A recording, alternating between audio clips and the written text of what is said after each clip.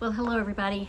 I hope that you've had a good week. I hope that if you have not already voted, that you are making your plan to vote. I voted last week and it was fun. I had to wait in line about 20 minutes, but there was this collective energy and almost like a gratitude that we were getting to exercise this act of citizenship. So I hope that you have made your plan and will exercise this privilege that we have and responsibility.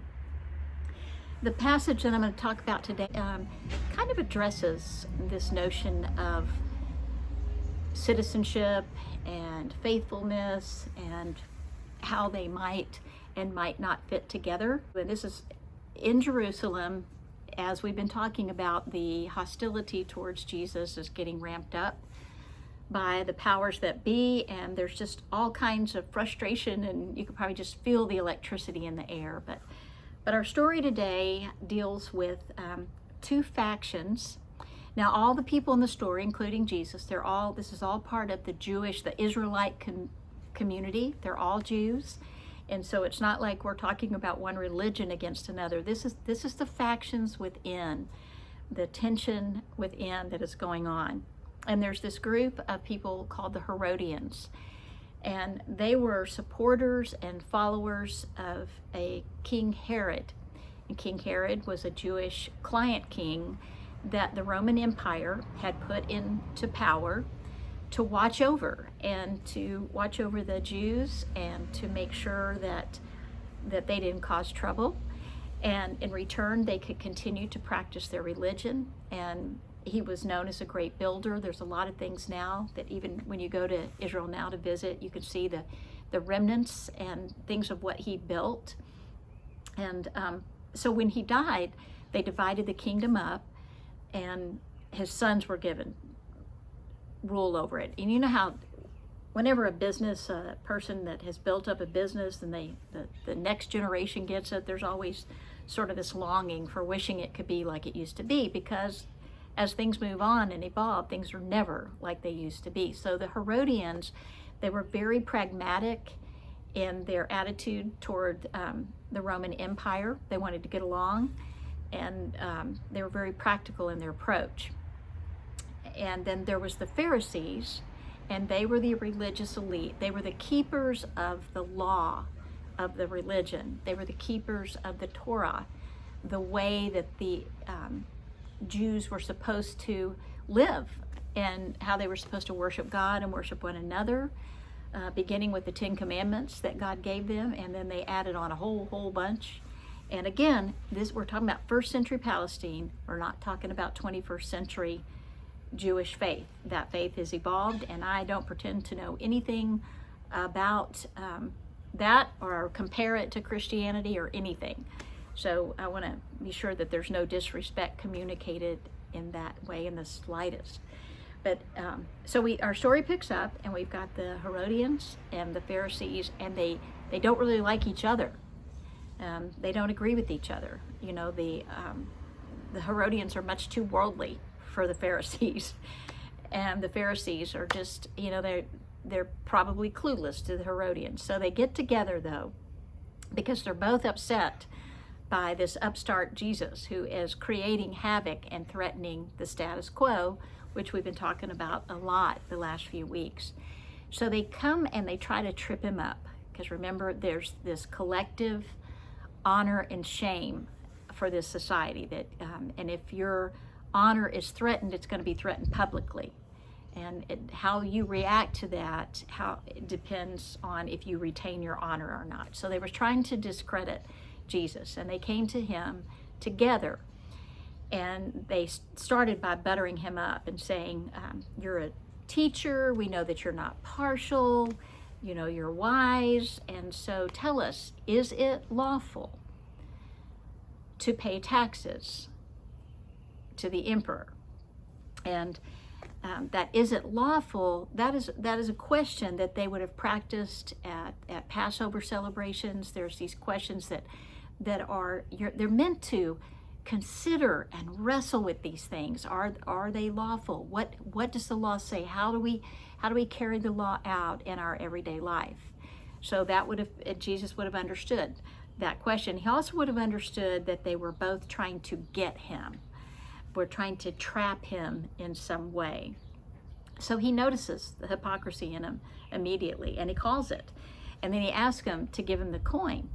So he gives him the coin, they give him the coin, and he says, he looks at it, and it's a Roman coin, and it's got the emperor on it, and the title of the emperor on the other side. And he says, so what is this picture, and what is this title?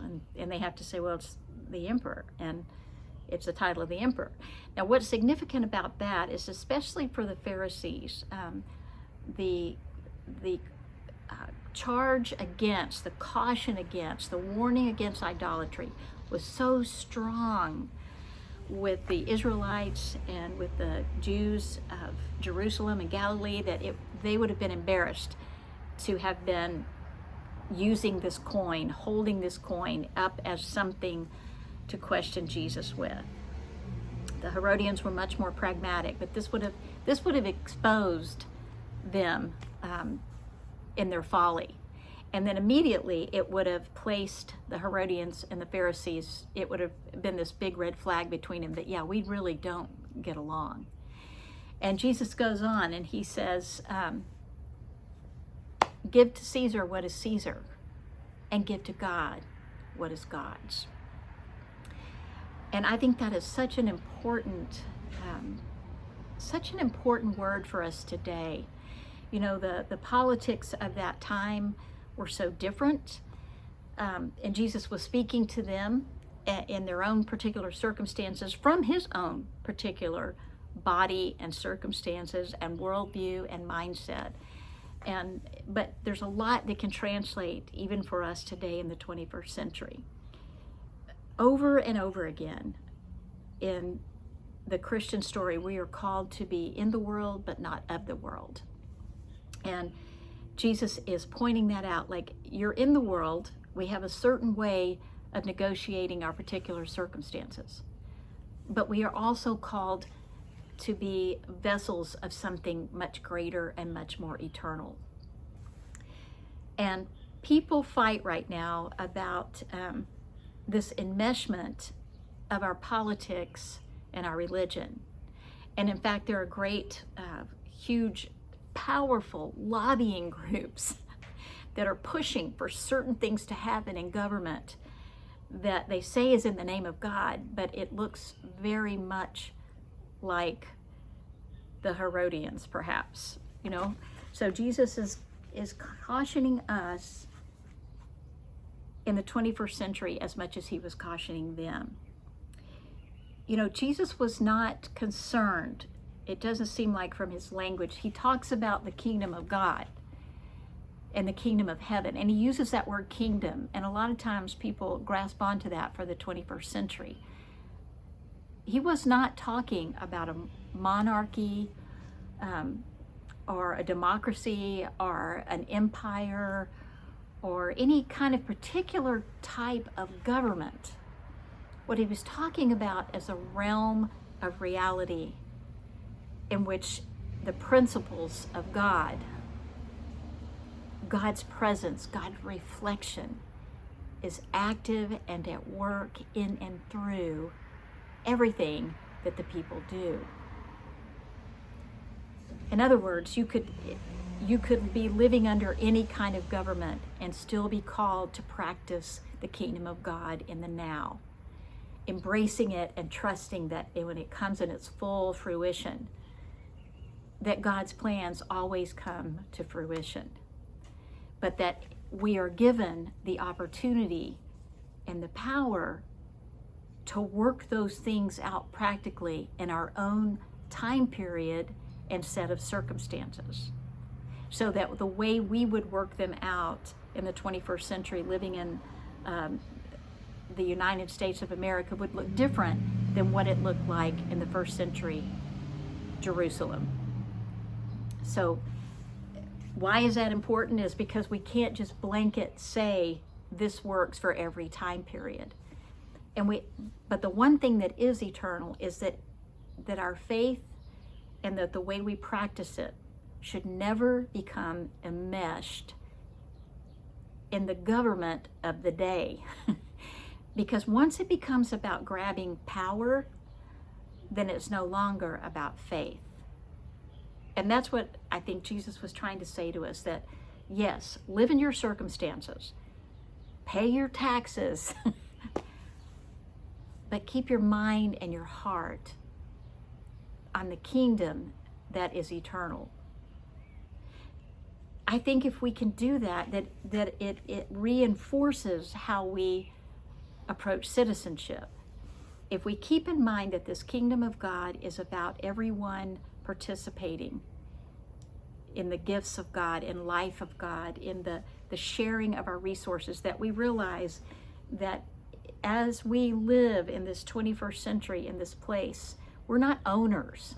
You know, when you look down those pictures that they show from space, you can't tell the United States. I mean, there's not, like, we don't own this country. I don't even own, even though we own our house and our yard. It's not really true ownership in the sight of God. We're stewards. We've been given this amazing ability and privilege and gift of being stewards of all of creation. And sadly, too much of the time we treat it like a commodity instead of a gift that's on loan to us. And I think if we could rear back from that a little bit, that we would be a little less power hungry. I mean, right now in this election season, it's just all about the power. And in order for this to work for all of community, there has to be this balance and attitude of stewardship.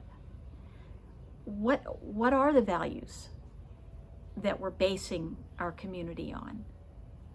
Are they that some, dog eat dog, and who has the most gets the most, and who earns the most has to pay the least in taxes? Or is it something like and what are taxes for anyway? In the days of the Roman Empire, the taxes were very definitely to benefit the empire and to benefit the emperor.